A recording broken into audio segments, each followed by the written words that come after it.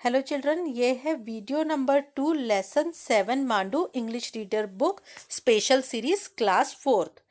तो इस second video में हम स्टार्ट करेंगे एक्सरसाइजेस। फर्स्ट वीडियो में मैंने चैप्टर का ट्रांसलेशन वर्ड मीनिंग बताई थी। तो एक्सरसाइजेस में सबसे फर्स्ट है लिसन एंड रिपीट, मीन्स सुनिए और दोहराइए। Zoom, room, whom, tomb, share, care, hair, rare, toe, bow, show, row, coat, goat, boat, float. Next है वर्ड पावर। वर्ड पावर में है circle the odd one out, मतलब भिन्न को पहचानिए और सर्कल लगाइए। जैसे कि पहला है पॉन्ड, हाउस और लेक। पॉन्ड, हाउस और लेक में हमें समझ में आ रहा है कि पॉन्ड मीन्स, पॉन्ड और लेक जो है वो पोखर और तालाबों को कहते हैं, मतलब वाटर बॉडीज है, और हाउस है घर, तो इसमें डिफरेंट है house. Second one is door, window and chair. Door और विंडो जो है वो फिक्स्ड होते हैं और चेयर को कहीं भी मूव किया जा सकता है। चेयर इसलिए इन दोनों से अलग हुई इस रिस्पेक्ट में, तो chair is different here. Rose, lotus, cauliflower. Rose और लोटस फूल है, लेकिन कॉलीफ्लावर एक वेजिटेबल है, मतलब फूल गोभी एक सब्जी है। 4 number red lion elephant. Red lion and elephant में हम ये देख रहे हैं कि लायन एंड एलिफेंट ये दोनों वाइल्ड एनिमल है और रेड एक रोडेंट है, यानी उनसे काफ़ी छोटा है। तो इस रिस्पेक्ट में हम रेड को यहाँ पर ऑड वन आउट समझ सकते हैं। नेक्स्ट है फैन, कूलर, हीटर। तो हम ऐसे भी समझ सकते हैं कि फैन एंड कूलर ये दोनों समर सीजन में चलाते हैं, गर्मी से बचने के लिए। हीटर जो है वो विंटर सीजन में।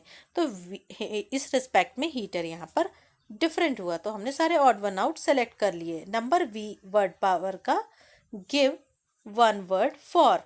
अ person who rules over a kingdom is. एक यहाँ आपको एक शब्द में उत्तर बताना है, एक शब्द में इस सेंटेंस को पूरा रिप्लेस कर देना है, पहचानना है। एक पर्सन जो कि किसी राज्य का राजा राज्य पर शासन करता है, तो वो क्या होगा? किंग मीन्स राजा। एम्परर भी हो सकता है।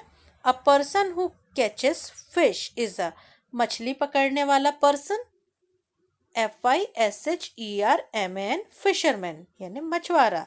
A person who checks persons at the gate is a, एक पर्सन जो कि दूसरे पर्सन्स की चेकिंग करता है गेट पर, वो क्या होता है? गार्ड या watchman, GUARD। A person who brings your letter is a, एक पर्सन जो आपके लिए लेटर लाते हैं वो कहलाते हैं POSTMAN, postman. A person who treats the patient is a, obviously, doctor, जो कि लोगों का इलाज करते हैं, doctor. A person who visit a place is a tourist, मतलब पर्यटक, जो कि किसी जगह पर घूमने के लिए जाते हैं वो क्या कहलाते हैं? पर्यटक, मतलब टूरिस्ट। अब आ गई बारी कॉम्प्रीहेंशन की। कॉम्प्रीहेंशन में आपको हमेशा पता है कि हम करते हैं क्वेश्चन एंड आंसर। तो answer the following questions. Question number 1 है, what is the distance between Indore and Mandu.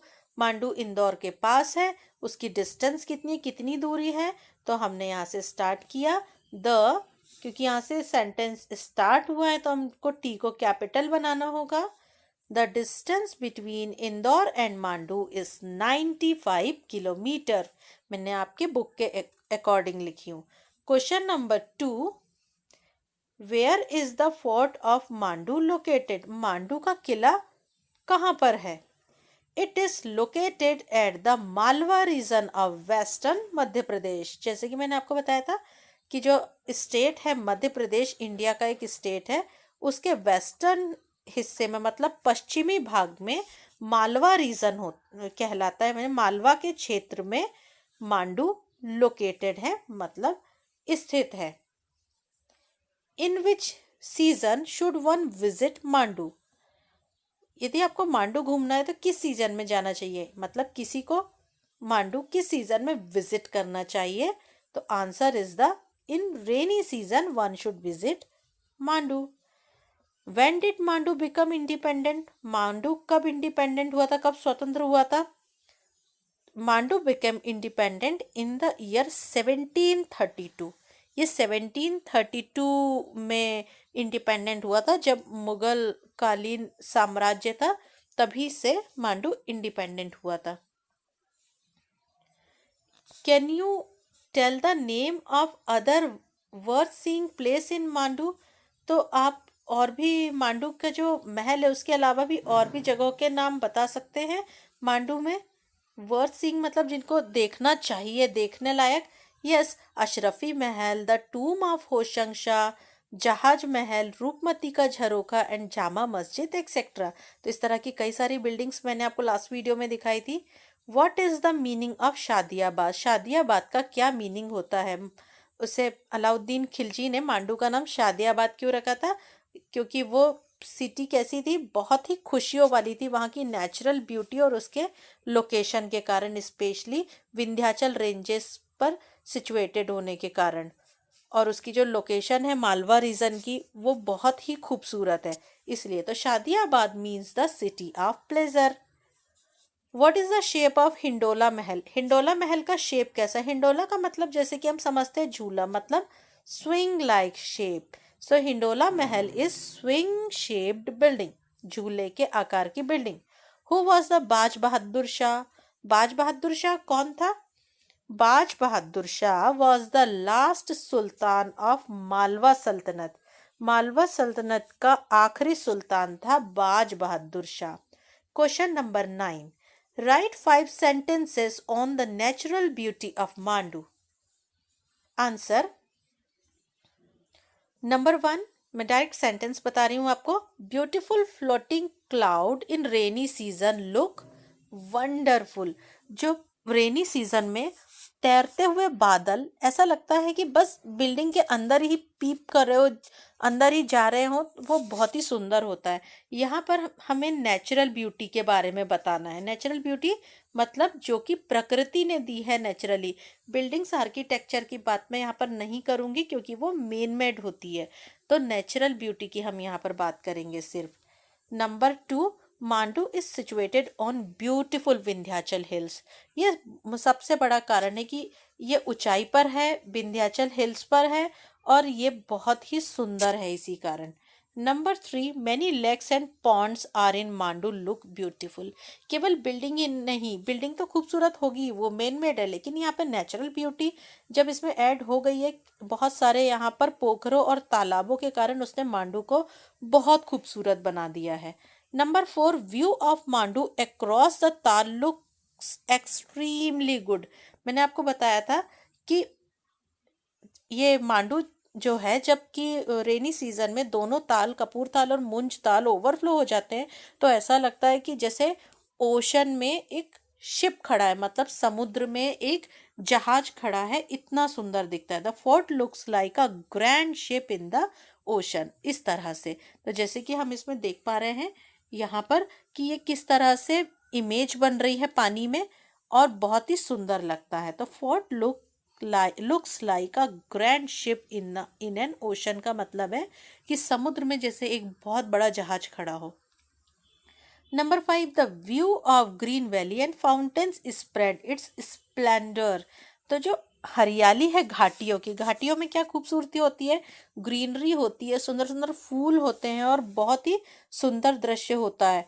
जैसे कि कोहरा जैसे छाया होना, बहुत ही सुंदर दृश्य होता है। तो वहाँ का जो व्यू है, सीन है, स्पेशल सीनरी है, और वहाँ के फाउंटेन्स है, उसने इसकी भव्यता को बढ़ा दिया है। नंबर बी, क्वेश्चन आंसर हमारे कंप्लीट हो गए हैं। Fill in the blanks using the given words.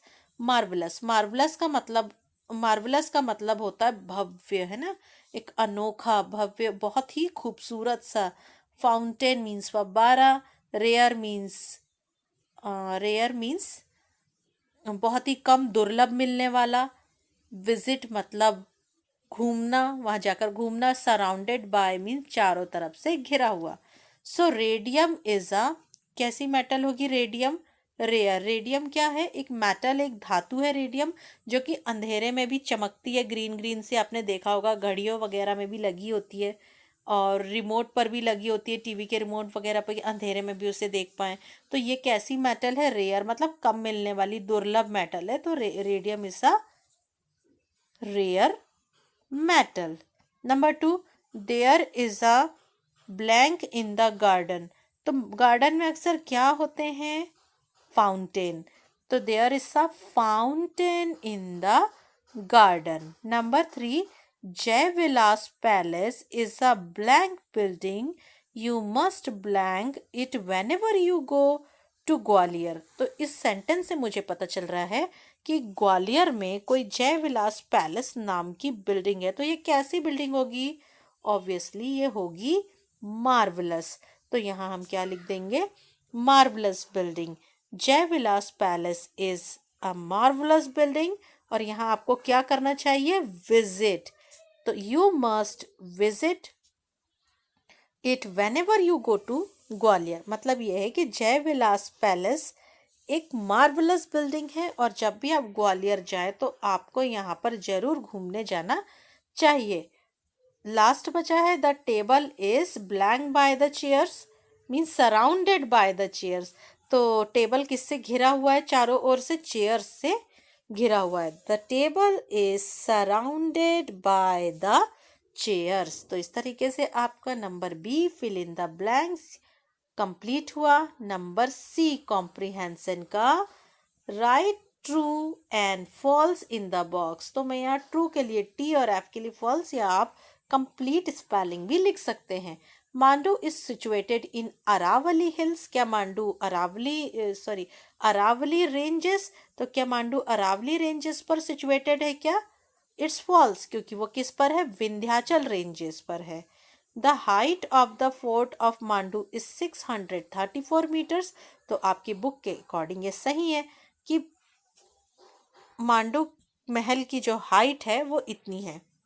The fort of Mandu is surrounded by 4 ponds. तो क्या 4 तालाबों से मांडू घिरा हुआ है क्या? It's false. Munjtal and Kapurtal, तो 2 से है तो इसलिए फॉल्स हुआ। Mandu become independent in 19th century, ये भी क्या हो गया? False. Emperor Khilji named Mandu Shadiabad. Emperor Khilji ने, सम्राट खिलजी ने मांडू का नाम शादियाबाद रखा था, बिल्कुल सही। Next, grammar in use. अब हम यहाँ पर थोड़ी सी ग्रामर हम देख रहे हैं। Study the following sentences. मैं सेंटेंसेस को पढ़ रही हूँ, आपको ध्यान से सुनना है। होशंग शाह का मकबरा is made of marble. Hoshang Shah का मकबरा सफेद संगमरमर से बना है। The red fort is made of red stone. Lal Qila लाल पत्थरों से बना है। The Taj Mahal is made of white marble. Taj Mahal सफेद संगमरमर से बना है। Rails are made of iron. पटरियां लोहे से बनी है। The blackboard is made of wood. Blackboard लकड़ी से बना है। तो हम स्पेशली इन 1 2 3 4 5 सेंटेंसेस में मेनली हमने देखा कि इसमें मेड ऑफ का यूज कॉमनली है। इस मेड ऑफ का मतलब होता है से बनना, यानी किसी चीज से बनना, मतलब मेड ऑफ। तो आगे हमें यहाँ पर एक एक्सरसाइज करना है जिसमें कि लिखा गया है, now right 5 meaningful sentences using made of. तो आपको मेड ऑफ को यूज करते हुए 5 मीनिंगफुल सेंटेंसेस बनाना है। जैसे कि द चेयर से आप नाउन चेयर को लेते हुए आप कोई सेंटेंस बना सकते हैं। The chair is made of would. या फिर आप लिख सकते थे the chair is made of plastic. आजकल बहुत सी मोस्टली चेयर्स हम प्लास्टिक फाइबर वाले यूज करते हैं। नंबर बी, फिर हमें नाउन दिया गया है तो हमें इस नाउन को लेकर चलना पड़ेगा। The school building is made of BRICS and, हम कह सकते हैं एंड सीमेंट। मतलब स्कूल की बिल्डिंग ईट सीमेंट से बनी है। अब हमें बाकी के सेंटेंसेस अपने मन से बनाना होगा, मतलब नाउन भी आप अपने मन से लेंगे। जैसे कि the pencil is made of charcoal. Pencil charcoal से बनी है। The scale is made of plastic. Scale plastic से बनी है. The book is made of pages या papers. तो बुक पेजेस से बनी है. तो आप अपने मन से भी मेड ऑफ का यूज करके डिफरेंट सेंटेंसेस को बना सकते हैं. Number B, fill in the blanks using must, must not and need not. अब आपको fill in the blanks करने हैं. ब्लैंक्स को फिल करना है और उसमें आपको लिखना या तो मस्ट लिखना है या तो मस्ट नॉट लिखना है या नीड नॉट लिखना है. मस्ट का मतलब होता है चाहिए और नीड का भी मतलब होता है चाहिए, और मस्ट नॉट का मतलब होता है नहीं चाहिए, और नीड नॉट का मतलब भी होता है नहीं चाहिए. तो फिर इस मस्ट और नीड को अलग अलग क्यों दिया गया है? मस्ट का मतलब और नीड के मतलब में थोड़ा सा अंतर है. जैसे नीड का मतलब होता है कि ऐसा आपको करना चाहिए, करना हो तो करिए, नहीं तो आपकी मर्जी. लेकिन मस्ट का मतलब होता है आपको करना ही करना है. मतलब मस्ट में कंपल्शन होता है और यानी ज़रूरी होता है, बहुत ही आवश्यक होता है. और नीड का मतलब होता है एडवाइस की तरह, सलाह देने की तरह आपको करना है, आप कर लीजिए. और मस्ट आपको करना ही करना है, इस तरह से. तो अब हम यहाँ कुछ सेंटेंसेस को पढ़ेंगे और आपको मस्ट, मस्ट नॉट और नीड नॉट को यूज करना है. The teacher said to the people. Peoples का मतलब होता है स्टूडेंट्स. टीचर ने अपने क्लास के स्टूडेंट से कहा, your examination will begin on Monday, remember these points. आप सभी की परीक्षाएं शुरू होने वाली है मंडे से और आपको इन बातों का ध्यान रखना है. Number 1, you must write both sides of paper. मतलब हर एक बच्चे को पेपर के दोनों साइड लिखना है. ऐसा नहीं करना है कि एक तरफ लिख दिया दूसरी तरफ खाली छोड़ दिया, और आप पेपर का वेस्टेज नहीं करेंगे. आपको दोनों साइड लिखना ही लिखना है, इसलिए यहाँ पर मस्ट का यूज हुआ है. Number B, you blank write more than 30 lines on a page. तो आपको एक पेज पर 30 लाइन से ज़्यादा लिखना है. तो आप यहाँ नीड नॉट लिखेंगे कि आप बहुत सारा, मतलब एक क्वेश्चन का आंसर बहुत ज़्यादा बड़ा मत लिखिए, 30 लाइन से ज़्यादा मत लिखिए. आपका यदि आंसर, आपकी बात उसमें नहीं हो पाती है तो आप उससे ज़्यादा भी लिख सकते हैं, यानी एकदम कंपल्शन नहीं है. इसलिए हमने यहाँ नीड नॉट का यूज़ किया है कि मतलब आपको 30 लाइन से ज़्यादा लिखने की ज़रूरत नहीं है. आपने 30 लाइन या उसके अंदर भी लिखा और तो भी वो सफिशिएंट होगा. Number 3, you must not right more then 20 lines on a page. आप एक पेज में बहुत ज़्यादा ऐसे जम्बल्ड करके नहीं लिख देंगे कि टीचर को समझ ना आए. तो आपको एक पेज पे 20 लाइन से ज़्यादा बिल्कुल नहीं लिखना है. तो यहाँ पर कंपल्शन बता दिया टीचर ने. Next, you must bring your pen and pencil to the hall. मतलब आपको अपनी पेन्स और पेंसिल को साथ में लेकर आना ही है. यहाँ पर देने की कोई व्यवस्था नहीं है, तो सीधी सी बात है कि यहाँ नीड नहीं मस्ट ही आएगा क्योंकि कंपल्सरीली लाना है. Number E, you need not bring any blotting paper, you will get it in the examination hall. Blotting paper का मतलब होता है स्याही सोखता. यदि इंक पेन से जो लोग लिखते हैं और स्याही वगैरह गिर जाए तो आपको प्लॉटिंग पेपर लाने की कोई ज़रूरत नहीं है. मतलब आप ले आए तो दैट्स ओके, पर आप नहीं लाते हो तो आपको यहाँ से मिल जाएगा एग्जामिनेशन हॉल में जिसको ज़रूरत होगी. तो need not bring the any blotting paper.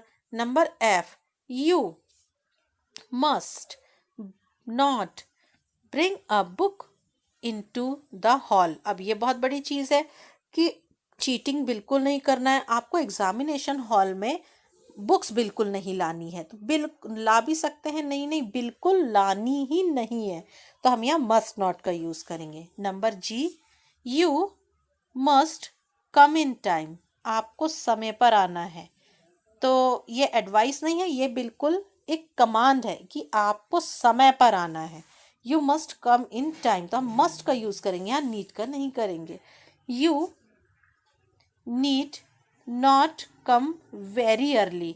और आप जल्दी तो आ सकते हैं पर आपको बहुत जल्दी आने की ज़रूरत नहीं है.